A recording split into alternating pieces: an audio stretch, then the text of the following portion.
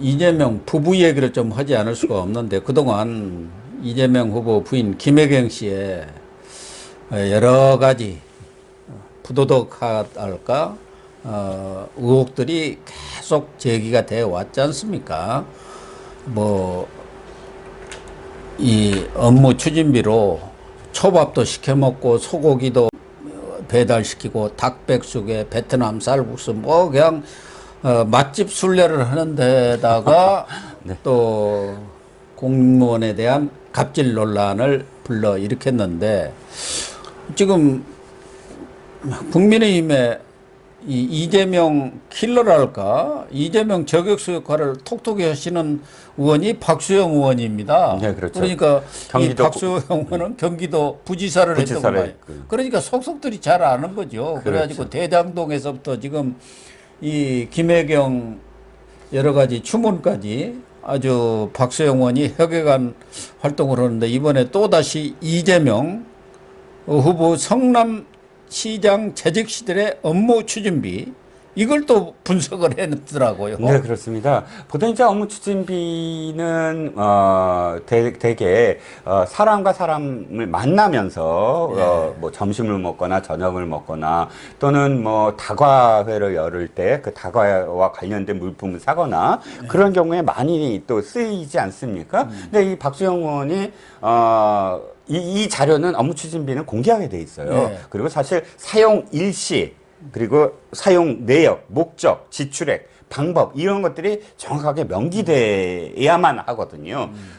그래야 감사도 이루어질 수가 있는 것이고요. 근데 그거를 자료를 공식적으로 제출을 받아서 분석을 했더니 2014년 1월부터 2018년 3월까지 4년 동안 2,321건을 점수조사를 했습니다. 그랬더니 아니 하루에 업무 추진비로 점심을 뭐 저녁을 다 합쳐서 18번을 먹은 날도 있고요. 점심만 9번 먹은 점심만 9번 먹은 날도 있고요. 뭐 그렇게 해서 쭉 뭐 이 리스트가 있습니다. 그러면 어느 단체에 누구와 어디서 먹었다. 어느 단체에 누구와 어디서 먹었다. 어느 국회의원과 어디서 먹었다. 이런 식으로 쭉 리스트가 있는 거예요. 뭐 봤더니 그러니까 불가능하잖아요. 어떻게 9번 이렇게 두 번만 먹어도 불가능할 텐데 9번을 두세 번까지는 이 국회의원들은 좀 먹습니다. 그렇죠. 아무래도 여기저기 다니다 보니까 예. 저녁에도 이 선거 운동 기간이라든가 이런 때는 그런 경우가 많은데 아니 성남시장 하면서 뭐 선거 운동 기간도 아닌데 하루에 이렇게 뭐 여러 차례 밥을 먹고 그러니까 오찬이라든가 저녁을 여러 차례 먹은 것만도 78일이나 되네요. 78일. 네, 그렇죠. 그러니까 누구하고 이렇게 밥을 많이 먹은 거예요?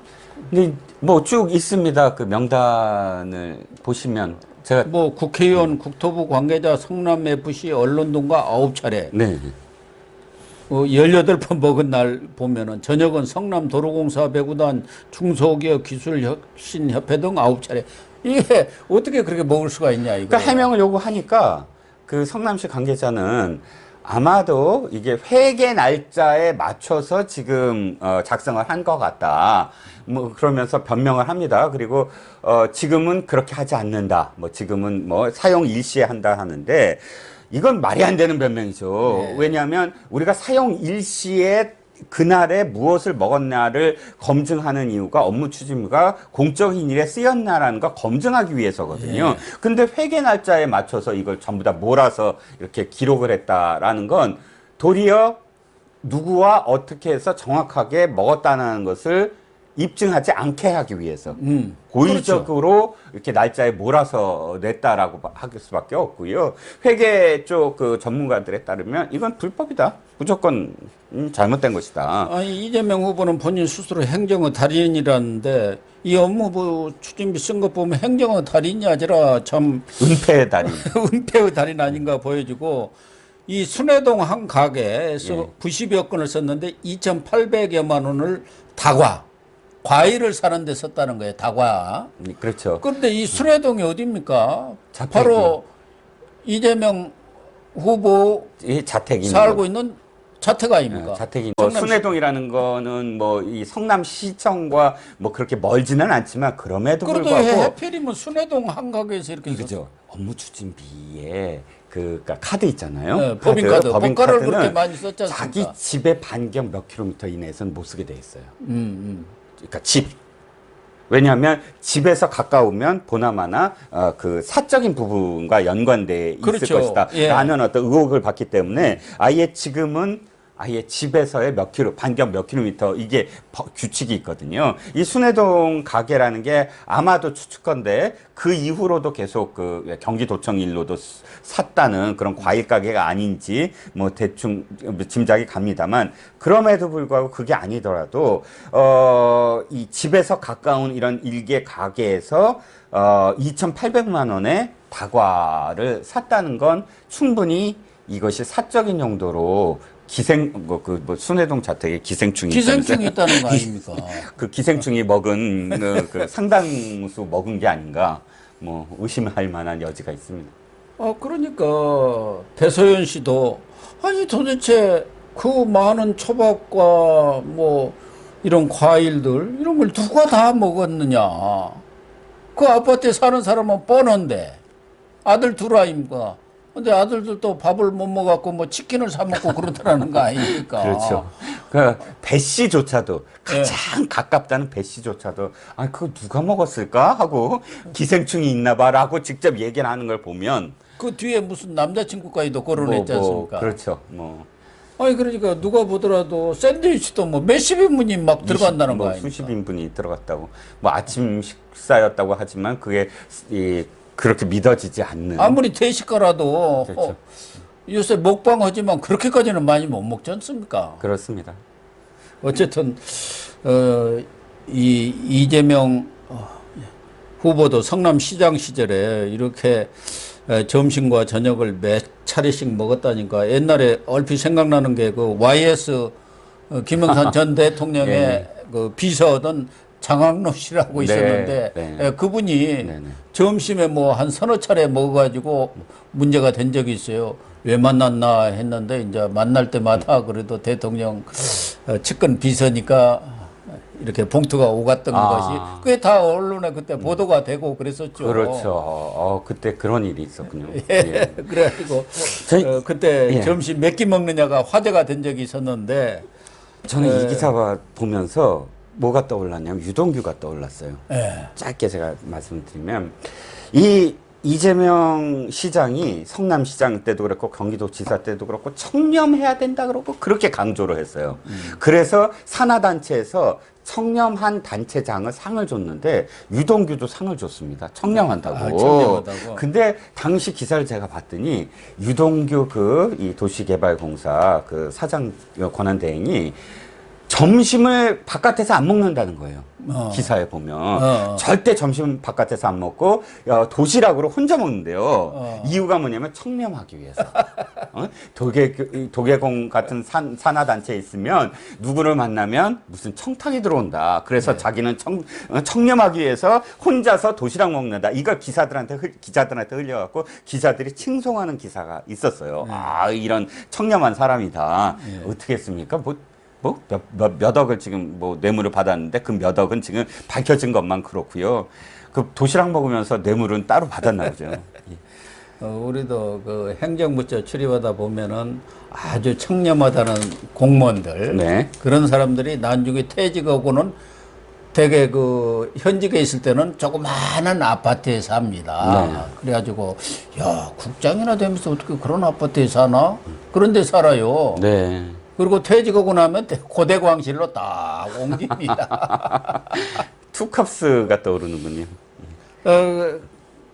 이 김혜경 지금 씨도 그동안 법카 논란 또 이 공무원 갑질 논란 때문에 지역에 돌아다니는 선거 유세랄까 선거전을 지금 중단을 했었지 않습니까?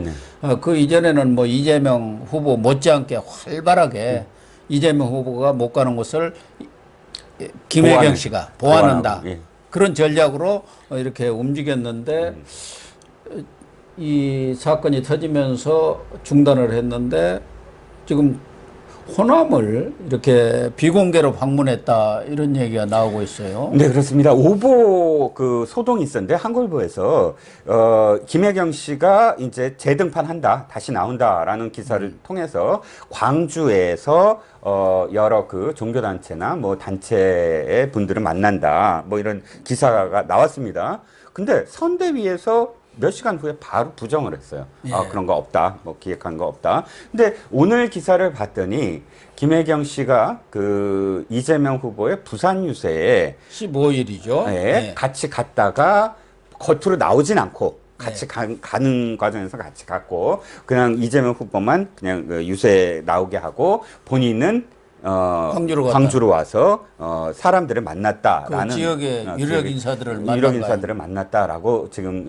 보도가 되고 있습니다. 이 기사에 따르면 저는 딱 느낌이 워밍업은 끝난 게 아니냐. 일단 이런 식으로 흘리고 이것이 어떤 반응을 일으킬까 또 보고 있는 것 같아요. 또 두 가지죠. 이 김혜경 씨는 지금까지 경선 때마다, 아니 경선 때만이 아니라 또 도지사 선거, 성남시장 선거 다 자신이 직접 나섰던 사람이고 또 이재명 후보의 조금 뭐랄까요, 그 여러 가지 성격적인 부분 또 뭐 김부선 씨 스캔들 이런 부분을 완전히 아니다, 가정적이다라고 이렇게 보완해 줄 수 있는 사람이 아닙니까? 세 번째는 김건희 씨, 자기가 나섰을 때 김건희 씨와 대비되는 모습 이런 것들을 노리고 엄청나게 많은 준비를 했대요. 그런데 그게 틀어진 상황 속에서 캠프 내부에서도 아예 김혜경 씨는 나서도 된다라고 의견이 굉장히 많은가 봐요.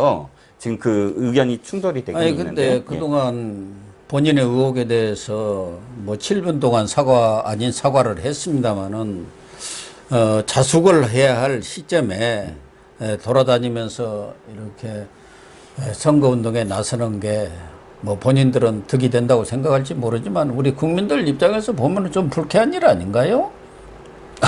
그렇죠. 당연히 그 나오면 달려가서 질문을 하겠죠. 기자들도. 아니 그 이후에도 많은 의혹이 있는데 이거는 어떻게 된 겁니까? 저거는 어떻게 된 겁니까? 할 텐데 두 가지죠. 그러니까 아예 이렇게 공개하지 않고 누구를 만났다더라라는 식으로 계속 나중에 프레스 릴리스를 하는 것과 두 번째는 유세 현장 있지 않습니까? 유세 현장에 부부가 깜짝 등장하고 빠져버려. 그러면 사실 기자들과 만나는 어떤 접촉면이 없어지잖아요. 그런 것들이 기획되고 있지 않나라고 다들 분석을 하고 있는 거죠. 글쎄, 김혜경 씨가 나와서 그런 도움이 될지는 모르겠습니다만은 어쨌든 뭐 민주당에서 알아서 판단할 문제이고요. 네. 윤석열 후보 부인 김건희 씨도 지난 14일에 전에도 한번 만났습니다마는 극동방송 이사장인 김장환 목사를 한 3시간 동안 이 비공개로 만난 것으로 나와 있고 그때 뭐 국민일보 기자가 잠깐 이렇게 만나고 나오는 것을 인터뷰를 했던데 공개 행보에 나설 계획이 있느냐 이렇게 물으니까 문화예술 종교 분야에서 공개 행보를 시작하라는 조언이 있지만 뭐 고민 중이다. 선대위에서도 이렇게 검토를 하고 있어서 그런 결정에 따라서 움직이겠다 뭐 이런 얘기를 하는 거 보면은 좀 워밍업을 하는 것 아닌가 하는 생각도 들어요. 하필이면 극동방송의 목사님을 만나러 갔는데 그걸 단독 보도한 언론이 국민일보일까요? 국민일보가 뭐 어차피 기독교계 어쨌든 종교신문만 혼자 어떻게 가서 그 단독을 했을까? 저는 조심스럽게 김건희 씨가 지금 말하는 게 언론에 그 말을 나오기를 바랐던 게 그렇게 아니냐. 하기 위해서 이제 언론한테 국민일보한테 슬쩍 흘렸다고 봐야죠. 뭐 얼마 전에는 또 조계종 전 총무원장인 자성 스님, 우리 사무실 바로 옆에 있는 봉우사로 이렇게 자성 스님을 찾아서 또 이렇게 만났다는 얘기도 있어요. 예방을 한 것 같아요. 자성 스님을. 근데 윤석열 후보도 뭐 이 자성 스님하고도 교분이 전에부터 있었던 것 같아요. 뭐 그런 걸로 저도 알고 있습니다. 그런 거 보면은 이제 사실상 공식 선거 운동이 개시가 됐으니까 윤석열 후보 부인 김건희 씨나 이재명 후보 부인 김혜경 씨도 어쨌든 조만간 뭐 비공식일지는 모르지만 이런 대선판에 등판하는 것은 뭐 시간 문제인 것 같네요. 네, 그렇습니다. 돌아가는 상황으로 보면. 네네네, 그렇습니다. 저는 지금 워밍업 존에 둘 다 나와서 몸을 풀고 있는 게 아니냐 이렇게 생각이 드네요.